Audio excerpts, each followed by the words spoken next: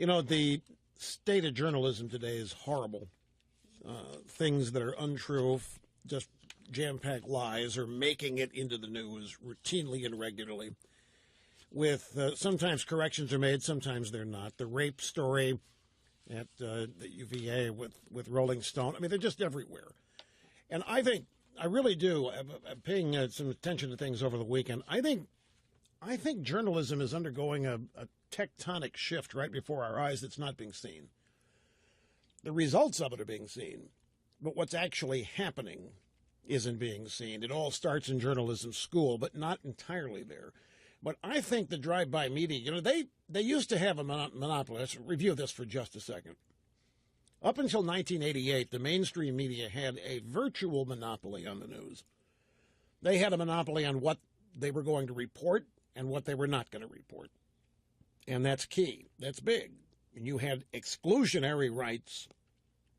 You were able to control the thought and the opinions of the public at large simply by what you decided to cover and what you decided to not cover.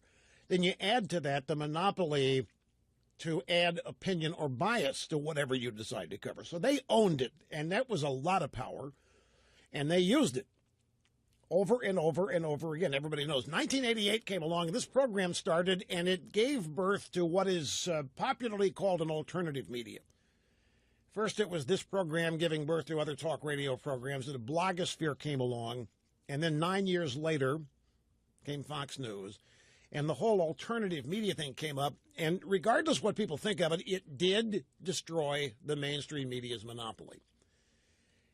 And I think, and I have mentioned this on several previous occasions, I think that the realization by the drive-by media their monopoly was over is the actual moment in time that gave birth to the media as unabashed, out in the open advocates for the Democrat Party and its agenda. They had always been that.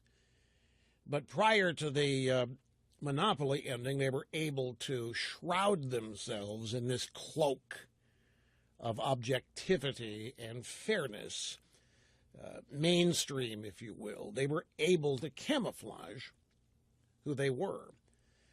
But the rise of alternative media in prominent places began, obviously, to challenge the orthodoxy. And there were many things that they lost power. They saw power ebbing and flowing away from them. And so they began to do things to, in many ways, prove to themselves they still had the power that they had under the monopoly. And the desire to prove their power to themselves dictated and demonstrated a lot about the stories they covered and the polls that they undertook.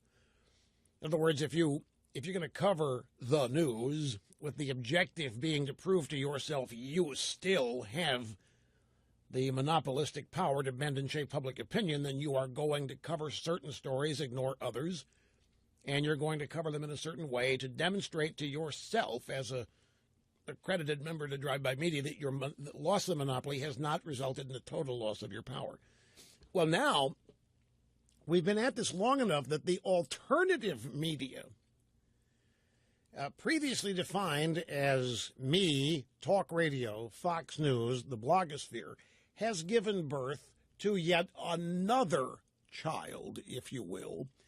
And this is in large part social media related media, social website, Facebook, Twitter, but it's also blogs and websites.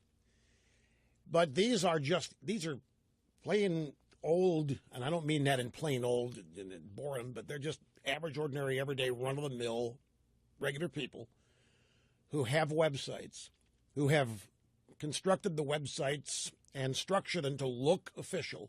Could be one or two people made to look like a massive news organization underway.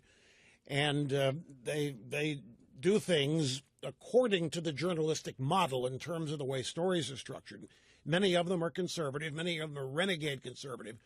But the point is, it is causing the drive-by media further panic, and the impact that all of this new media is having is clearly the erosion of the monopolistic mainstream media model. That deterioration is continuing. And they are very much, they're now the dinosaurs. I mean, literally, we joked about them being Jurassic Park. They really are now.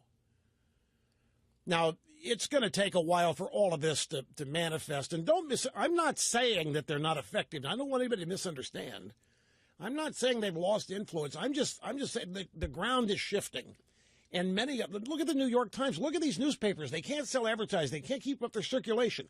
The New York Times is routinely buying out employees.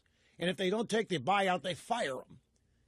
They're not paying them very much. Their severances, they're not very high. All of their benefits packages are gone. It's misery in many places, other than for a select few stars at these places. And in fact, David Carr, I think it's Carr or Carter, I'm not sure which, Bill Carter, David, one of the two people at the New York Times, wrote a piece on this without even, I don't think, really realizing what he was writing. He was writing a piece on this new media. He was ripping them to shreds, how they're not real journalists, how they don't have any credibility. When you do a history check on them, you can't find anything that would qualify them. But see, that doesn't matter anymore. It doesn't. The Internet itself confers authority. Just the net itself. And if you know how to structure your story or stories in your website, you can confer or have authority conferred on you whether you deserve it or not. The American people, and I'm not being critical. Well, you know me, the more the merrier, and the freer the speech, the better. I can deal with it.